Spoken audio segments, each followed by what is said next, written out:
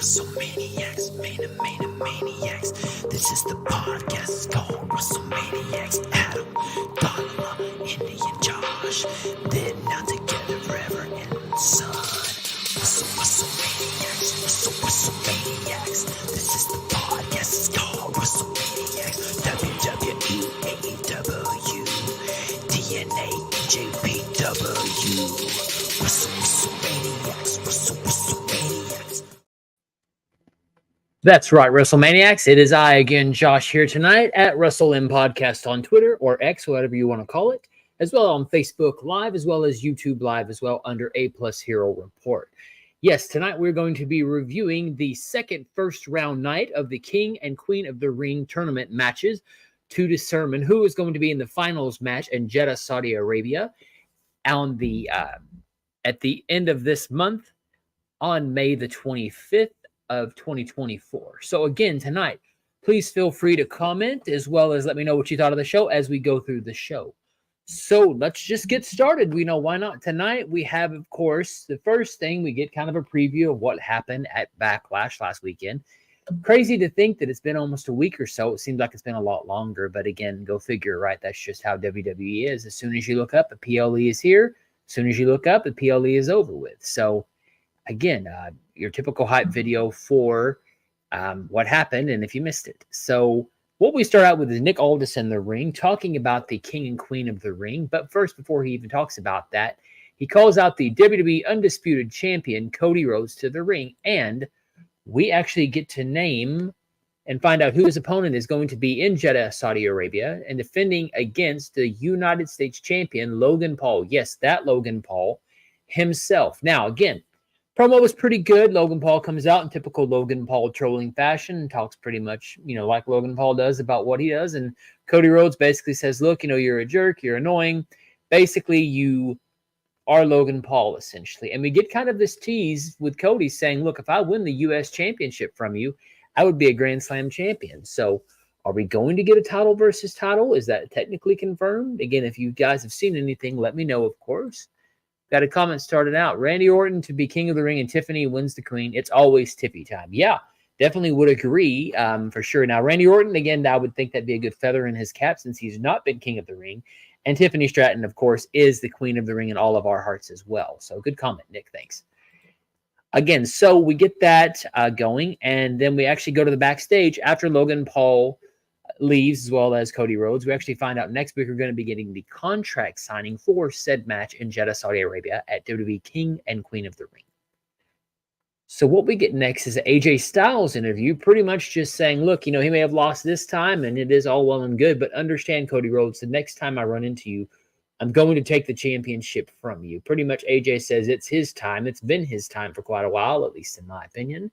So again, AJ, egg on his face, basically says, look, I lost. And essentially next time we go and he gets back to that title championship contendership, he's going to basically beat Cody Rhodes and become the undisputed WWE champion. So will he win? Who knows? Will he become King AJ Styles and challenge for the championship or SummerSlam? You never can tell. So again, pretty good promo interview for AJ Styles, just basically saying he's going to go on and win the King of the Ring tournament and essentially going to, get the title back as he so richly deserves, at least in my opinion. So what we get is a bowling shoe match. No, just kidding. Actually, it's Naomi versus Nia Jax. And actually, this match, and this is a first in the Queen of the Ring first round tournament match. This person is going to face whoever wins a match between Jade Cargill and Piper Niven next week, but we'll get to that match. But for this match, Nia Jax ends up picking up the win. No surprise here. Unfortunately, poor Naomi. Again, she was just in the title picture. Gets beaten by Nia Jax. Again, you got to build the big monster Nia Jax to at least dominate a little part of King of the Ring. I would say she's kind of like the Bam Bam Bigelow, maybe, of King of the Rings of the past. The big giant bully, I guess you'd call it, of the King of the Ring. So match was all right. Again, Nia Jax is Nia Jax. I mean, if you guys can list me a nice, good Nia Jax match from the last year, she's been there 10 years. It seems like 20 years, however long she's been there. Definitely would love to hear that. Got another comment. It will be Tiffy times come King of the Ring, and maybe LA Knight will become King of the Ring. Yeah. Again, I mean, King of the Ring is definitely something. You could imagine LA Knight saying, I am now your King of the Ring. Yeah. So again, it could work. Tiffy, again, I would not be surprised if she won the Queen of the Ring. It kind of fits her gimmick. Do I want her to wear a crown? No, because you know what? With Tiffy time, she's always wearing the crown, even without it. So again, another good comment, Nick. Thanks so much for the interactivity tonight. So again, Nia Jax win, moves on to the tournament, and we're going to see if she's going to face either Jade Cargill or Piper Niven in the second round next week. So what we get next is a Baron Corbin interview, and I've got to say it, folks. Look, Baron Corbin was pretty good in NXT with Braun Breaker, but I hate to say it, the bloom is already off the rose, at least for me, with Baron Corbin. Pretty much, he's the old Baron Corbin of old, boring Corbin. And again, that's not a knock against the guy. He has talent. Don't get me wrong. This is not a bash on Baron Corbin. It's just his booking. Again, and we'll find out what I'm talking about his booking here in a moment. But Baron Corbin is a tall guy. I mean, he's been around for a while. He's been U.S. champion. He's, been Money in the Bank winner. So, I mean, he's had a career here. And to go back in NXT, I thought it was going to be pretty good. Braun Breaker's on Raw, and Baron Corbin is on SmackDown. Interviews basically saying he wants to become King of the Ring again. And here comes Carmelo interrupting, basically saying, look, I'm going to beat you. It is what it is, and that's all it's ever going to be, essentially. Carmelo Hayes with this typical Carmelo Hayes fashion. I don't want to say a weird match, but again, Baron Corbin and Carmelo Hayes is a bit of a mismatch, I'd think. But, hey, look, it's the King of the Ring, so any type of match types are going to happen. So before we get there, we get a hype video about hashtag DIY coming to SmackDown. Very good choice for the Blue brand. Definitely think we're going to have a lot of good matches with them. I'm kind of surprised we're going to wait a week or so, or a couple of weeks until they debut. But again, understandably so, the SmackDown rosters and Raw rosters are supposedly, allegedly, and we'll see how long that lasts, are locked. So no one can show up on Raw or SmackDown. So, hey, you know what? Maybe they'll be good. I certainly hope so. DIY definitely have confidence in their ability, their booking. We'll see. Hopefully they will get some more revitalization on SmackDown. Which again, going back to the backstage interview, it's another King of the Ring first round tournament match from the SmackDown brand, Carmelo Hayes versus Baron Corbin. Again, this match didn't really help anybody. Yes, again, Carmelo Hayes went over with a roll-up. Yes, he got out of it with basically flipping over when Carmelo was about to get hit with the end of days with Baron Corbin. So, understandably so, somewhat realistic of an ending. But again, you're trying to build both of these two new talents. Again, Carmelo's been on SmackDown. Baron's been on SmackDown. It's no new surprise there. But for the brand split idea, I'm surprised they had one beat the other. And Carmelo beating Baron by roll-up in the King of the Ring tournament, look, do I think Carmelo's going to win King of the Ring? No. I think he's got potential. I would be surprised if he won.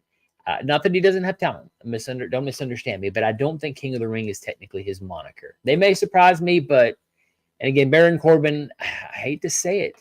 Again, he was getting more interesting in NXT because, again, maybe he just didn't have all these other people to compare to. I don't know. But as soon as I saw Baron Corbin on SmackDown, it's like, oh, there's the same old Baron Corbin that was on SmackDown a year or so ago or 2 years ago. So no change with Baron Corbin. And again, I was very surprised by this match. Not with the result, but I felt that it didn't help Baron Corbin and really didn't help Carmelo Hayes because you got little Carmelo Hayes, no disrespect again, versus a big bad Baron Corbin. It just, I don't know. The dynamic didn't work. I really didn't like this setup here. But again, Carmelo Hayes won, so he goes on to the next round of the tournament. Next, we get a backstage interview with Bayley. Again, sorry for the misspell there backstage. With Chelsea Green and Piper Niven when they interrupt. Basically, Bayley's talking about the Queen of the Ring tournament, basically. And Chelsea Green and Piper Niven basically are just kind of letting their presence be known and basically say, look, we're here on SmackDown and watch out. So really kind of a quick little thing with Bayley tonight. I really did not expect her to get as little camera time as expected. But, again, hey, it is what it is, right? You can't use everybody on the show. Then we get a pretty decent interview with Randy Orton backstage, basically talking about the main event match versus AJ Styles for the first round of the King of the Ring tournament. Basically, he just warns Tama Tonga, too, that, they took out Kevin Owens. Kevin Owens is essentially taken out. And literally what's going to happen is when he crosses past Tama Tonga, he's going to whip his you-know-what. So, again, a good Randy promo, a pretty decent hype match for the main event tonight of him versus AJ Styles in the first round. And basically just continuing the Bloodline feud as well. So, typical Randy Orton promo, but again, I did like that he definitely did vow revenge on Tama Tonga in the Bloodline. What we get next is another first round tournament match. Oh, let me go back to a comment here. So sorry, Ram Jam. Hey, sorry. Nia said to Naomi she loved her after the match. Two family matters. Interesting. I didn't catch that. So Ram Jam, that is interesting. I wonder if there's something there. Ram Jam, thanks for pointing that out. I missed that part. So again, thanks a lot for that. That's very, very, very interesting. I'm curious to see. Solo's adding everybody. So why not add Nia Jax at this point? Why not add Naomi? Why not make a whole new bloodline at this point? Again, I know Donald will basically tell me don't be putting that out in the WWE universe, and I probably shouldn't have said that. Hopefully that doesn't happen. But Naomi, hey, look, I wouldn't be mad if she ended up, feuding with the bloodline and or joining because she is part of the family through marriage. So, hey, why not? Nick again says RKO to bloodline out of nowhere to happen soon. Yep, for sure. Definitely. Randy Orton is always waiting in the wings for an RKO. So I'm curious to see if we're going to get a double RKO, double stunner, RKO, stunner combo on the bloodline as well. Maybe RKO versus the Gorillas of Destiny or whatever they're going to be called here in WWE, with Solo is maybe fighting somebody else. So again, good comment, guys and gals. Thanks so much. Again, going back, our Piper Niven versus Jade Cargill. I mean, this match was all right. Jade was again in her element in terms of that, she was booked to look strong. Definitely the idea she's not going to be able to lift up Piper Niven for her finishing move. She definitely did at the end and won. Pretty solid match, I guess, for Jade Cargill. Again, she was in a little bit of peril when Piper Niven did that kind of bowling ball roll into the corner. So I definitely was impressed with that. The thing is with Piper Niven, there's a lot of talent there, and I'm not sure if she's either not being allowed to have that sort of thing or if it's just kind of because she's with Jade. Again, I really was hoping this match was going to be better than it was. It was all right and serviceable. Jade's got a lot more to learn. I think Piper is just trying to make it basic. Jade's a star. How do I say this? Jade is a star in look, in somewhat personality, but in the ring, I'm going to get so much heat for this. She's not impressed me yet. I'll give her time to. But it's kind of reminds me of, and I'm just going to get chewed for this. So again, flame shield up, China. And not to say that she's as terrible as China, so don't misunderstand me. She's got a great look. She's got charisma. China was serviceable enough in the ring. Jade Cargill can definitely get better. Where China, I think, stayed in only one lane, especially during the Attitude Era, she only really could stay there. Jade could definitely come and surprise us. I think it's been her booking, not her ability or talent. She's got all those things. I just think she needs a little bit more time in the ring. Sorry about that, y'all. Needs a little bit more time in the ring, a little bit more better opponents to help kind of carry her. But I definitely do like that they went from WrestleMania, where she was kind of like, I dare say, the Goldberg-esque figure. She gets her spots in and she's done, to now they're actually, I think, giving her time in the ring. So again, I'm curious to see how she's going to do. I like her character. But as I've said before many, many, many times, I don't think she's a great babyface. I think she could be a better heel. I want to see her turn on Bianca so bad. Again, I know they want to get the friendship kind of thing set up. But look, as Jade wrestling fans and WrestleManiacs, we all kind of know the story here. Jade is going to turn. Again, if they shock us and make Bianca turn, I would love it. It'd be amazing. But to me, guys, the biggest thing you can do to hurt Bianca, cut that freaking hair of hers. Cut that extension and make a whole new Bianca come back. Have Jade beat the bejesus out of her. Cut her hair, leave her for dead, basically, lose the tag team championships, and, we got a hot summer feud coming at SummerSlam. Maybe they're waiting for WrestleMania. Again, can understand, but I don't know. I just want to see a heel Jade, because a heel Jade doesn't have to be a hot tag babyface. She doesn't have to really do much. She could do little or nothing and be heel just standing there, just basically going and slapping and using her power. So again, I'm willing to wait. But right now, I don't like Jade Cargill as a face. So give me something else there to shock me. So again, Bianca comes out. Speaking of Bianca, comes out after Jade Cargill's win, basically just acknowledges her as her tag team partner. They kind of just juke and jive a little bit, whereas Jade walks backstage and Bianca is headed to the ring.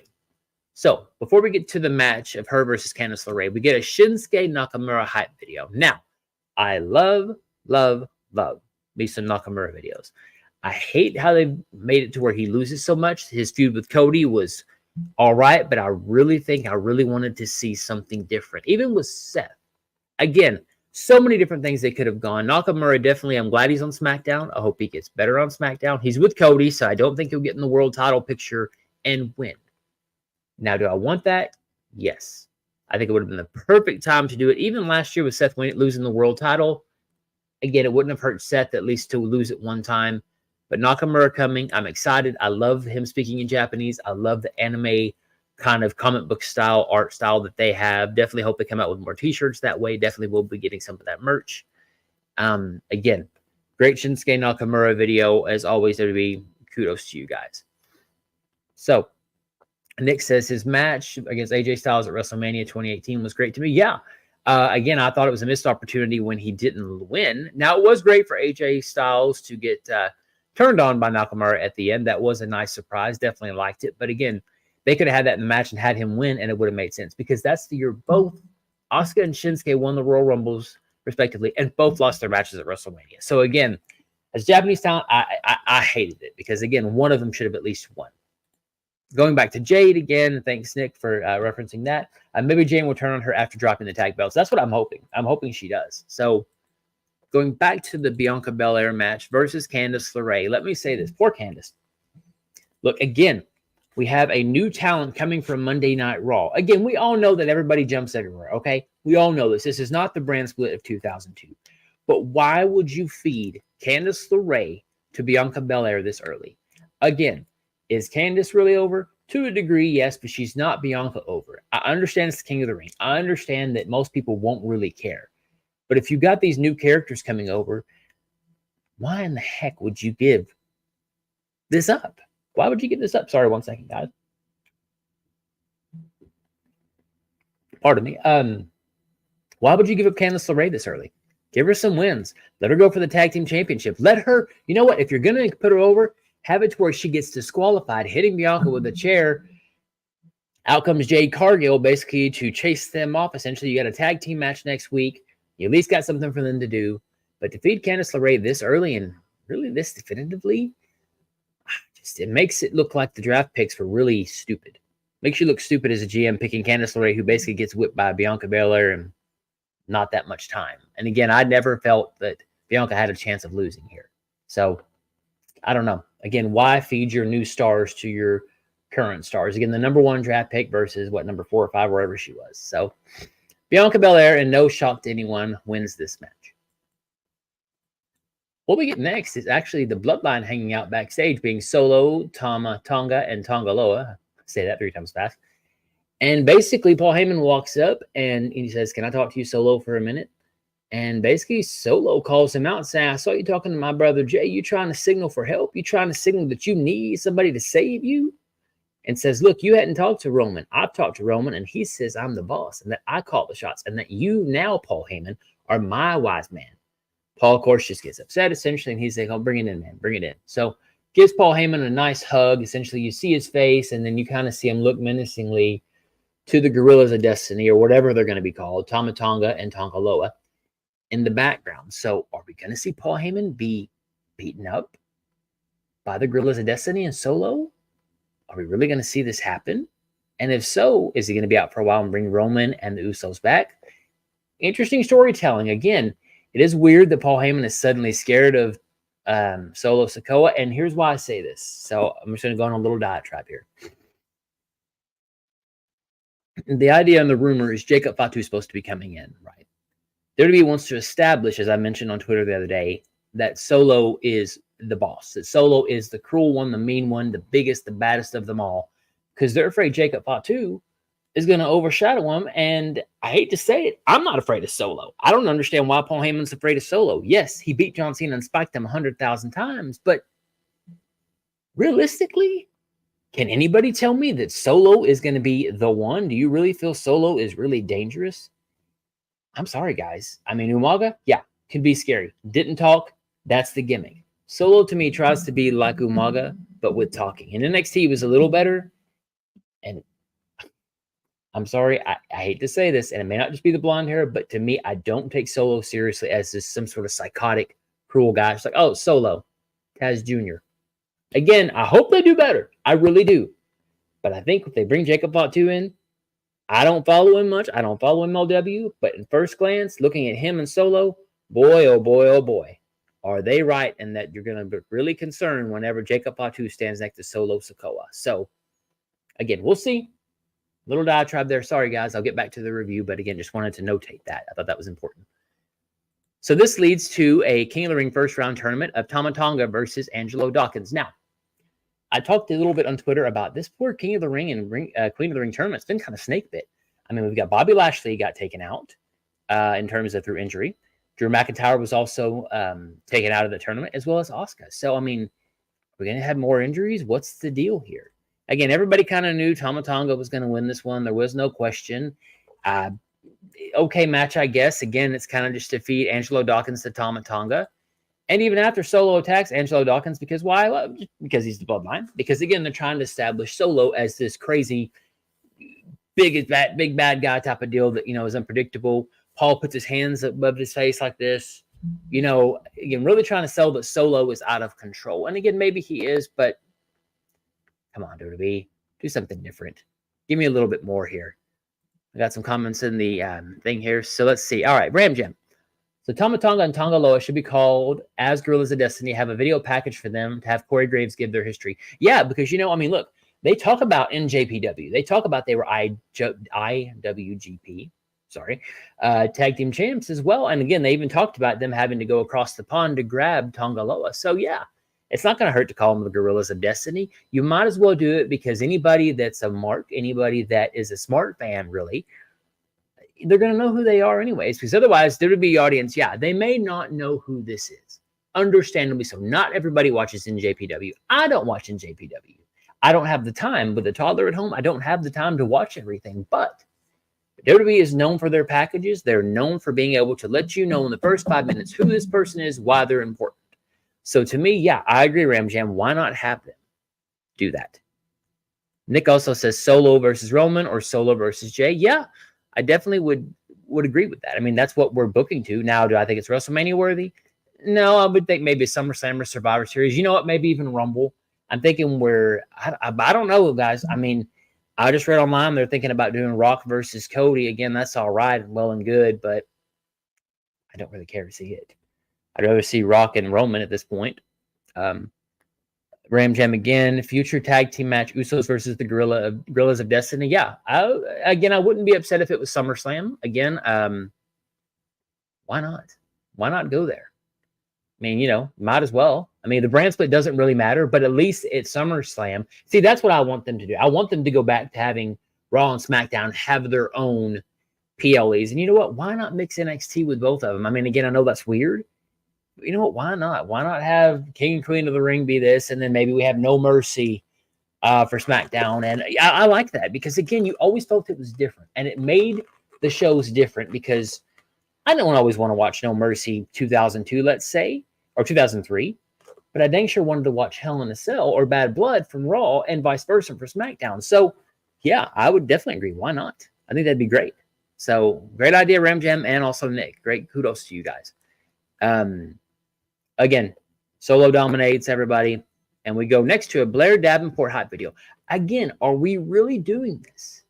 All these new stars, I mean, you had Candice LeRae lose. You had, my gosh, Baron Corbin lose. You had Carmelo Hayes kind of go over again in a pretty all right fashion. But, guys, I mean, unless they're going to have Blair Davenport dominate, unless they're going to have DIY dominate, unless they're going to have Shinsuke dominate, I mean, are we going to get this sort of, they're going to come in, lose on their first night in a big hype way? I'm excited for the talent. I think they're really good talent. I just hope and pray that, we put them over. Shinsuke especially, because Shinsuke's gimmick of speaking in Japanese, we haven't seen that in a while. I mean, again, yeah, we had Kenzo Suzuki, right, in 04. We had Rene Dupree speaking in Francois. But, I mean, in French. So, it's just different. It's just a different vibe that Shinsuke does. And again, having that poison mist from Muda, I'm telling you guys, there could be something here. Again, I want to see Shinsuke versus Randy. I wouldn't be upset. That'd be a great feud. Would love it. So, again, going back to my main point, Blair Davenport's coming to SmackDown. We all know. Again, great in NXT. Her last match with Sol Ruka wasn't that great, but I've got high hopes for her. Let's see. Nick Jenkins again. The tag team match happens and Roman comes out to turn on the entire bloodline. I would imagine so. I would imagine that's probably something. Again, Solo tonight, I think that's the seeds being planted that Solo said that Roman said. And more than likely, probably Solo hadn't even talked to Roman. That'll probably be revealed that Roman hadn't even talked to Solo, hadn't said nothing to him. And that's going to be the whole entire reveal that Solo was lying this entire time. So we get now to our main event of AJ Styles versus Randy Orton for a first round match in the tournament for the King of the Ring. And, you know, realistically, no surprise here. We actually have, excuse me, guys, here we actually have Randy Orton pull off the win here. So was it the right choice? I mean, you know, Randy Orton's needs something to do. Again, I hate to say that it was a bad match. It was all right. It definitely wasn't a PLE main event. I kind of thought it wasn't even the first time they touched a match. I know they've had matches before. This match was all right, serviceable, but good gosh, guys, where does AJ Styles go from here? The man comes back swole as can be, you know, has a pretty decent, you know, feud with Cody Rhodes. Apparently, Dave Meltzer gave it 5 stars, which you never really see that from Meltzer anymore. Gave the tag team match at Backlash with Orton and KO versus the Solo and Tama Tonga 4.75. So, I mean, what does he do? What does AJ Styles do at this point? Does he attack Logan Paul? Does he make it a triple threat for the King of the Ring and Queen of the Ring? Do we have Randy Orton versus AJ Styles and he costs them next week? I don't know. Overall, this SmackDown was all right. Got another comment here. Let's see. Ramjan, I never saw Tama Tonga taking orders from Roman Reigns. I know back in the day, Tama used to take jabs at Roman Reigns in New Japan. Oh, I didn't know that. Okay, then that is a whole nother dynamic. Maybe it's been that Solo has been talking to Tama Tonga and also Tonga Loa in New Japan, and they've been feeding him this. Because, again, we all kind of assumed, at least I would have presumed, that Solo was going to turn babyface on Roman, but it may be the opposite way, and that Solo was supposed to be the new heel, and Roman's going to be the babyface. Look, everybody's been saying F you Roman and get away Roman, go away Roman, but it's been, what, 2 months since WrestleMania, and now we're getting a chance that we want Roman again? The fans know nobody takes Solo Sikoa seriously as the tribal chief. It was so random. It made no sense. Realistically, it should have been Jimmy or Jay or even Jacob Batu coming to take over. Solo, unfortunately, my friend, it just ain't working. And the crowd's already chanting for Roman Reigns, the one that they wanted to go away and lose the world title to Cody. So maybe that's what they wanted. Maybe they finally want Roman Reigns to be over with the crowd after all this time pushing him since 2014, 2013, 2012, really. So, again, going back to the main event, serviceable enough. Randy Orton moves on and moves forward. But, yeah, again, decent enough SmackDown. I can't say that it was a great SmackDown. Maybe 6.5. I mean, will it be remembered? No. I think that we'll maybe remember the seeds of Paul Heyman getting hugged by Solo. That'll definitely be used in a hype video later on for the feud between the Bloodline and whatever Roman's crew's called. That's really it. Maybe we'll have the Bianca Belair and Jade story eventually, and that'll be used. But the SmackDown was all right. I mean, I kind of look up, I'm like, oh, it's 9 o'clock, and it went by so fast, but in the wrong way. And that I wasn't really hooked by anything. I mean, most time on Raw, was pretty hooked on that one. Pretty good matches. Tonight, SmackDown, matches were great. I mean, again, if you guys differ, let me know your opinions. If you thought the matches were good tonight, awesome. Let me know. But as for me, myself, I didn't really like SmackDown. I'm not hyped for King and Queen of the Ring. If you really look at the matchups, essentially, you have you've got Nia Jax taking on Jade Cargill next week.